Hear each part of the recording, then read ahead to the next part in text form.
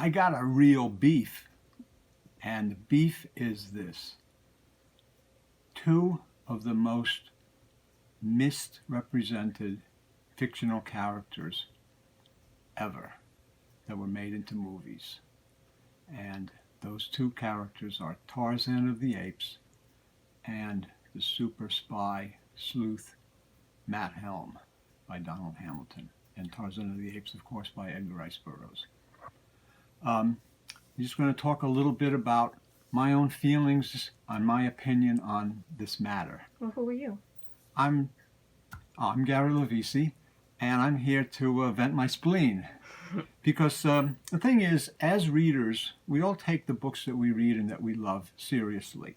And when they're made into films, it's it's like a two-pronged, two-sworded, two blades of the same sword kind of situation, because it's like, oh great, we're happy that it's going to be made into a movie, and then we will say like, oh, how Hollywood or whatever is going to mess it up. And I'm using the word mess up instead of the F word, because that's usually what happens. It's F-bombed. But the thing is, Tarzan of the Apes by Edgar Rice Burroughs, they made so many movies from the silent era on until the 60s, when I started reading Edgar Rice Burroughs as a teenager. And you had, and I saw all these movies. They were on TV. You had Johnny Weissmuller, who was a famous Olympic athlete, swimmer, had the Tarzan physique. They had the Tarzan yell. So Jane was played by I think Maureen Sullivan, who was like a terrific Jane. But the stories, the movies were really not anything that I thought were really terrific. They were good, and I enjoyed them. And even the later movies with some of the other actors that played Tarzan, they were okay stories, but not really. They didn't really grab me. And even the movies over the last few years have been much better, but even they didn't grab me. And the thing is, I started reading Edgar Rice Burroughs when I was 12. I read the John Carter of Mars series, and I read everything by Burroughs except the Tarzan books because of the movies. And it's funny because, I mean, there's 24 Tarzan books, so he was writing a lot of Tarzan books. He only wrote 11 John Carter of Mars books, 5 Pellucidar books, 4 Carson of Venus books, 3 Caspak books, some 2 Moonman books. So Tarzan was his big selling character, and I never read them because I says, like, how good can they be? They can't be any good because the movies are not that good. I thought they basically were stinkers compared to the stories written by Burroughs, the other stories. And I says, how exciting can it be? I mean, Burroughs wrote these wonderful stories of a warrior on Mars and on Venus and all the things, that lost cities and everything. And then Tarzan's kind of like a guy in the jungle. And he's wrestling with a lion or something, or how it just didn't grab me. And so I never read the Tarzan books. I read everything by Burroughs, everything except the Tarzan books. And then one time, I guess I was on a Burroughs fix and there was nothing else to read by him. And so I said, all right, let me read Tarzan of the Apes. Let me just give it a try. I says, I'll read a few pages and see how it is. And I was a teenage boy, and it was like a summer, nice summer, and I read it, and I was like hooked immediately. And I says, oh my God, these are great.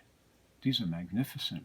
Tarzan of the Apes and The Return of Tarzan, the first 2 books in this series. These are the British Foursquare books from the 1950s with Mortleman's cover art. And just to give you an idea, and I read these 2 books back to back, and they were magnificent. The story was unbelievable. The character of Tarzan was terrific. It was great. And I says, like, how could the movies be so bad, and how it's just so they didn't capture anything of the real, the poetry, the majesty, the excitement, the action, the mystery, and everything that was going on in the Tarzan books. How could they not capture any of that? You know? And it was like just amazing. The Tarzan books were magnificent. And I was just like, that's, of all the things that I've read, Edgar Rice Burroughs was more slighted because of by the Tarzan movies than I think any other character that I've read. And there's been a few that where the books have been great and the movies haven't been so great, or the movies have been stinkers. But the misrepresentation of Tarzan in the films versus the books is mind blowing. It's just amazing. But there is another series that's almost as egregious, and that is the Matt Helm series by Donald Hamilton. Donald Hamilton wrote Matt Helm. The first one is a paperback original, Death of a Citizen, 1960, gold medal books. And then they made a movie out of Matt Helm, which was made out of this book, the fifth book in the series, I believe, Murderer's Row. And with Dean Martin. And they turned what is Matt Helm's Death of a Citizen is just that. He is a super spy. He is a tough guy, CIA agent that out James Bond's James Bond. I mean, he's really unbelievable. But he's retired. He's decided he's had enough. He doesn't want to do this anymore. He's married. He has a child, and he just wants to be home with his wife and have a nice life as a family man. Except, and become a citizen basically. Except, Death of a Citizen. What happens is they murder his wife, and then he goes after the people that did it, and that starts him on a vendetta and a hard-boiled crime noir spree of going after the bad guys. And it is hard-boiled, it is relentless, it is amazing, great stuff. And then they made the Dean Martin movie, and I love Dean Martin, don't get me wrong. Dean Martin was one of the Rat Pack, and he was so cool. He was such a cool guy. But they turned the movie into like a kind of a Austin Powers, goofy, silly, ridiculous comedy thing that was like I felt it was unwatchable. And so for a long time, when I saw the Dean Martin Matt Helm movie, I thought like, wow, this is like really ridiculous, silly, and stupid. And I'm not going to waste my time with it. I like Dean Martin. The movie was cute. Man Margaret was in it. She's beautiful. She was at her top, in her beauty. And Dean Martin was really a cool, debonair guy and all of that. But it was like kind of so Austin Powers-ish. It was like ridiculous, and it was just like, just really wasn't any good as far as I was concerned. Because I like hard-boiled noir. Crime and spy stuff, James Bond and things like that. And then when I read, Matt Helm, Donald Hamilton books, I mean, it was just like floored. I go like, my God, what happened? What did they do? How did they take this character and make that movie out of it? Same thing with Tarzan. How do you take a character like Tarzan? If you've not read the Tarzan books, the 24 books in the Tarzan series, and there's a couple that are a little weak. I mean, Burroughs was writing a lot of stuff for a long time. And the same thing with the Matt Helm books. There's maybe, there might be around 20 of them or so. There's quite a lot of them, all gold medal originals. So not all the books are great, but most of them are great. And the characters are great. Stories are like amazing. They're just mind-blowing, fantastic. How could they take these books and then turned them into movies that were just so totally misrepresented the character, misrepresented almost everything that the author was trying to say and trying to do.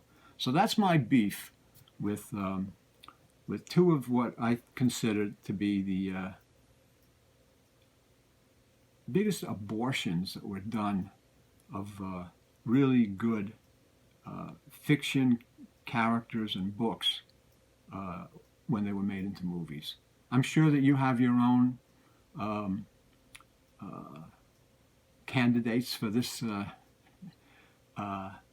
list of not honorable movies, and I'd actually like to hear from you, and if you could give me some of your comments of what you think about Tarzan represented in the movies versus the books, and the same thing with Matt Helm in the Murderers Row, the movie with Dean Martin, but also others that you think. I mean, there's quite a few that are also close, which I could go into some others, but I think these are the two most egregious, and they really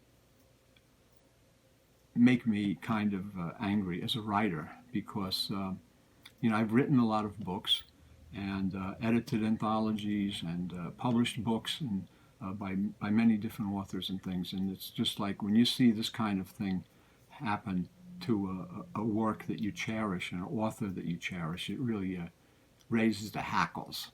So if you tell me what you think about this, and if you have any other candidates for inclusion on this list, and if you do, send us a comment, give us a thumbs up and a like, and let people know about the channel here, and we'll see you next time in a nicer, happier mood. Thank you for looking, and see you next time.